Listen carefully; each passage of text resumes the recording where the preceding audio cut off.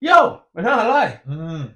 Everybody was stressing about coming back from the international break. Yes. Bruno had everything to say while he was away from the club. The players As look always. happy. I don't know what's going on. We ended before going on break on a low. A lull. A lull, if you want to call it that. Draw is what I It's say. terrible performances, man. Yeah. I'm growing depressed. And Ten Hag's seat was hotter than it's ever been. Yeah. Hotter than a pot of kickle.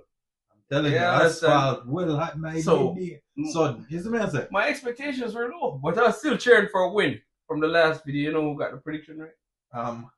Definitely you. It's back! With the 2-1 victory. 2-1 victory. Well, let's talk about Ten Hag. Let's talk First about up, Ten Hag. Yes, I say.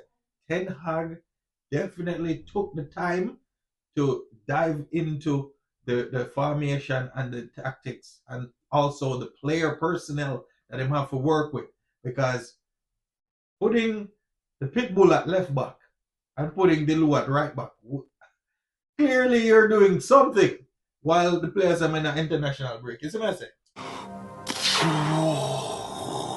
You're working with your coaches, doing something productive. You put Garnacho and Rashford. Maybe you need 2 weeks in between games so you can prepare. I'm saying because I understand. I know everybody's saying the coaching carousel needs to stop, but I'm sorry. And I'm not calling for Ten Hag's head, but pause. But he needs to. And I'm just not a believer. Like I said, it's been 3 years. Yeah.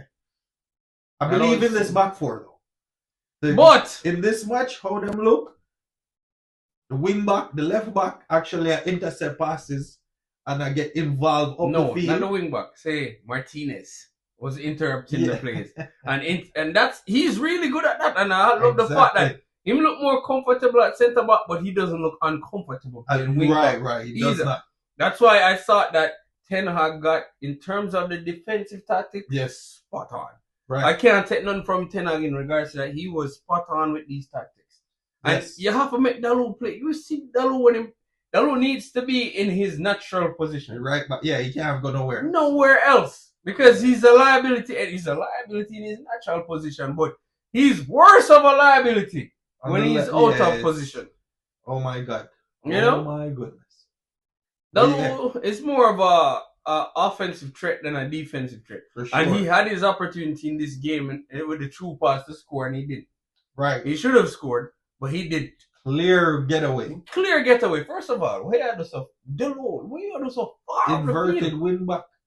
I mean, Onana. And then in the counter attack, when them come back our way, put your hand up. Hey man, Onana get bought for the long passes and the big find them. It's a mess. I mean, it worked out for Dalot. Just didn't finish the chance. And then the last point me up on Ten Hag.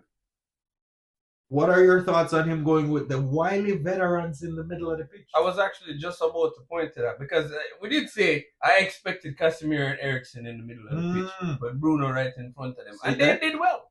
Yeah, you know, Eriksen could have had a goal. Casemiro looked good. You know, yes, they didn't look bad. They played well, and to be honest with you, Ten Hag, like I said, I feel like he got his tactics right. That's the personal you. If you know, he's gonna play the same formation regardless of whoever. Right. We already determined that. That's not gonna change. You understand? But what I'm saying is, he got the personal part right. Like pairing Casemiro and Eriksen, worked. You understand? Bruno and Furl worked. This was the game where you saw some chemistry from also Garnacho and Rashford linking up. Yeah, and switching the first goal and everything. They made it work, they kept intertwining with each other, you know, without impacting Højlund, who was up top, and we're going to talk about him in a second. But in terms of tactics, credit to Ten Hag, man. Yeah, you got this one right. He definitely took the 2 weeks to hone in on their opponent. Let's see if he can keep it up. Yeah, he's going to have to, because he's going up against a legendary coach, which we're going to talk about in the midweek match in just a moment. But again, Ten Hag was spot on with his tactics. Loved everything that I saw from him today, especially the passion on the sideline. Yes. Like, as he's starting the show, like, I love it with the goal score. Not that he doesn't celebrate goals, him celebrate them. But you could see when him see him team fight him out. Yo! You know, and even so, you see Van Nistelrooy up.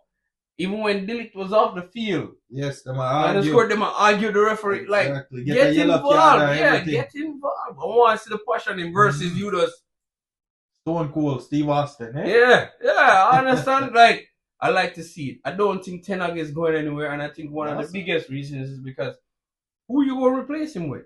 You know, the only obvious choice is Van Nistelrooy for interim, and it's too early for you to get interim. You're giving him almost a whole season. Yeah, that's a lot for interim. Yeah, you're shooting yourself. And nobody wants to come in. No big coach wants to come in mid-season. No, you understand? Especially when you buy half a squad. Exactly, and it's not your players. Yeah, no. You know, yeah, definitely not. And it's gonna look bad on you. So, listen. As far as I'm concerned, I don't see unless something drastically happen, like we're going a hot losing streak, and that's the only way you're getting bogged up left, right, and center. Maybe, but if not, he ain't going nowhere. Even if we lose 1-0, he ain't going nowhere. If we lose stretch of games, we have